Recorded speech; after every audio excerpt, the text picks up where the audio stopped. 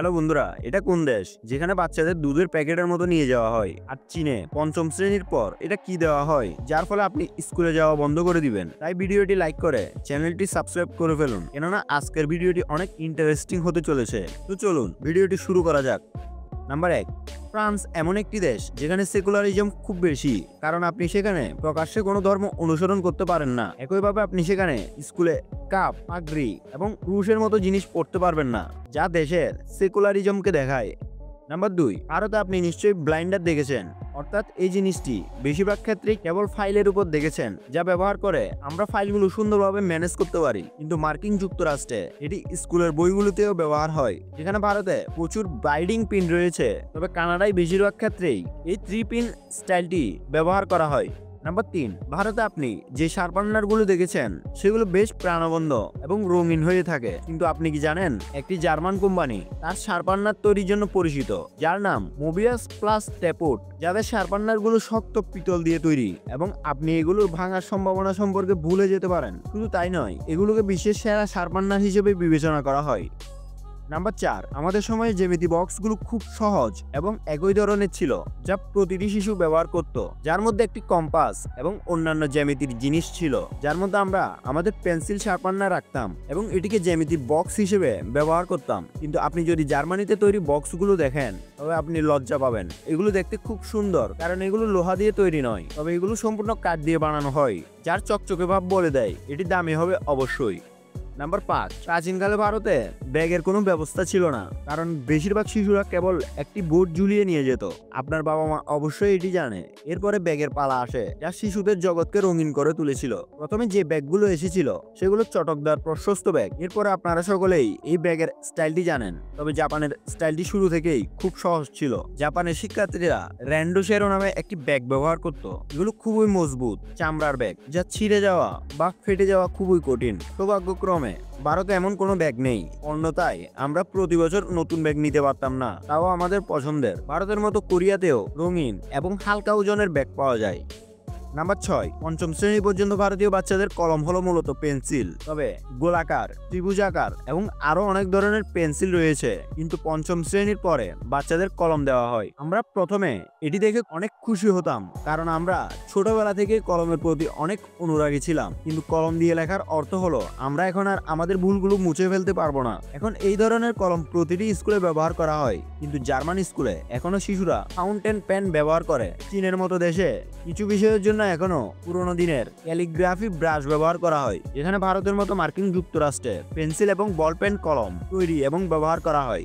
Number 7, ফিনল্যান্ডে কোনো বেসরকারি school নেই। হ্যাঁ, কিছু বেসরকারি স্কুল আছে, যা শুধু বলার মতো, কারণ সেগুলো রাষ্ট্র দ্বারা পরিচালিত হয়, যেখানে কোনো টিউশন ফি নেওয়া হয় না। ফিনল্যান্ড বলে যে শিক্ষার অর্থ হলো এটি সকলের জন্য সমানভাবে উপলব্ধ হওয়া উচিত, কারণ স্কুলগুলি দোকানের মতো। কেননা অন্য যে কোনো দেশের বাবা মা তাদের সন্তানদের জন্য যা খুশি তা দিতে পারেন। যদিও ফিনল্যান্ডেও তাদের একটি পছন্দ আছে, তবে সমস্ত পছন্দ একই। ফিনল্যান্ডের স্কুলগুলিতে সমস্ত শিশুকে বিনামূল্যে খাবার, স্বাস্থ্যসেবা এবং মানসিক সহায়তা দেওয়া হয়, যা আমি শুনিনি যে অন্য কোথাও পাওয়া যায়। এবং এখানকার স্কুলগুলিও খুব রঙিন, যেখানে অনেক দেশের পরিস্থিতি এমন যে সেখানে কোনো ভালো ক্লাস নেই। আর সুইডেনের মতো দেশেও খোলা ক্লাস এমন ভাবে করা হচ্ছে যেন একটি বড় জায়গায় একাধিক ক্লাস, যা শিক্ষার্থীদের মধ্যে মিথক্রিয়া তৈরি করবে।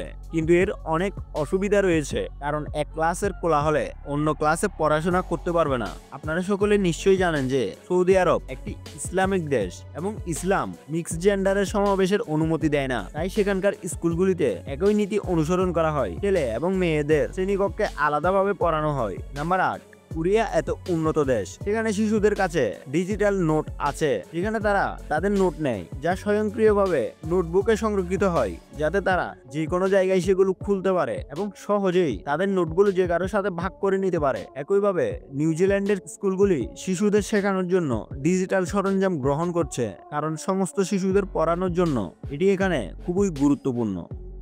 নাম্বার 9, সকল বাচ্চা যেন ভালোভাবে নিয়ম অনুসরণ করে, এর জন্য সব স্কুলে খুব কঠোর শিক্ষক থাকে। খুবই কম স্কুল শিশুদের স্বাচ্ছন্দ্যের কথা ভাবে, কিন্তু নিউজিল্যান্ড এবং অস্ট্রেলিয়া এই বিষয়ে খুব আলাদা। এটা সম্পূর্ণ ভিন্ন, কারণ তারা শিক্ষার্থীদের আরামের ব্যাপারে অনেক যত্নশীল, যে কারণে এই জায়গাগুলির স্কুলগুলিতে জুতা অপশনাল, অর্থাৎ আপনি যদি চান আপনি জুতা ছাড়াই স্যান্ডেলের সাথে যে কোনো পোশাক পরে আরামদায়কভাবে স্কুলে যেতে পারবেন, যেটাই আপনি কমফোর্টেবল ফিল করেন। নাম্বার 10, যেমনটি আমরা সবাই জানি ভারতের শিক্ষা ব্যবস্থা তেমন ভালো নয়, কারণ এই শিক্ষা ব্যবস্থায় সৃজনশীল শিশুদের জন্য কোনো স্থান নেই, কেননা সকলের তুলনা একই বিষয়ে নম্বরের ভিত্তিতে করা হয়। তবে কিছু স্কুল এই নিয়মটি পরিবর্তন করার চেষ্টা করছে, যেমন ইতালির স্কুল।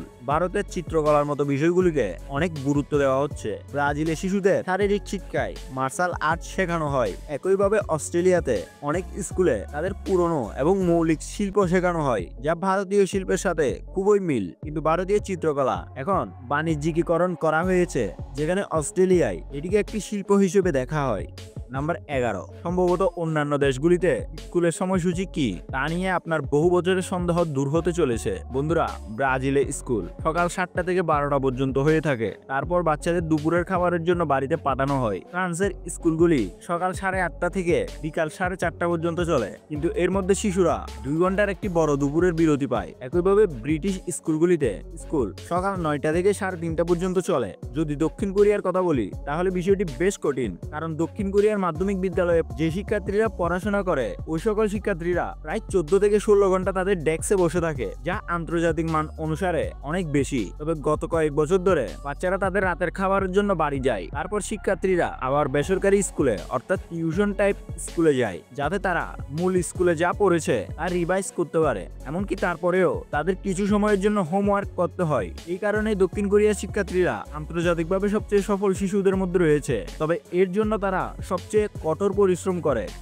নাম্বার 12, আসুন বিদেশি শ্রেণীকক্ষ সম্পর্কে কথা বলি। আপনি অবশ্যই দেখেছেন যে ভারতের ক্লাস ছোট বড় উভয়ই হয় এবং এটি বিভিন্ন স্কুলের উপর নির্ভর করে, কিন্তু অন্যান্য দেশে এটি হয় না। উদাহরণস্বরূপ জাপানের কথা ধরুন, জাপানে ক্লাসগুলি ছোট ছোট হয় এবং তাদের এভারেজ আকারও হয়।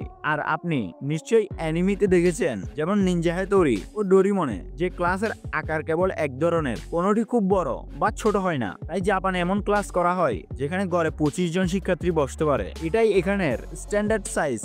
নাম্বার 13, এবার স্কুল ইউনিফর্মের কথা বলা যাক। বিভিন্ন দেশে বিভিন্ন ইউনিফর্ম থাকে, কিন্তু ভুটানে এটি খুবই আলাদা। এই দেশের সমস্ত স্কুলে একই ইউনিফর্ম রয়েছে এবং এটিকে জাতীয় ইউনিফর্ম বলা হয়, যার অর্থ আমরা যেমন ভারত বাংলাদেশে দেখি বিভিন্ন স্কুলের বিভিন্ন ইউনিফর্ম রয়েছে, কিন্তু ভুটানে এই জিনিসটাই আলাদা। এখানে প্রতিটি শিশু ছোট থেকে বড় সকলেই একই পোশাক পরে এবং ভুটানের মানুষরা বলে যে তারা তাদের সাংস্কৃতিক পরিচয় রক্ষা করতে চায় বলেই তারা এটা করে। এটি বিভিন্ন রূপ এবং সংস্কৃতির একটি অংশ, তাই তারা এমনটা করে থাকে।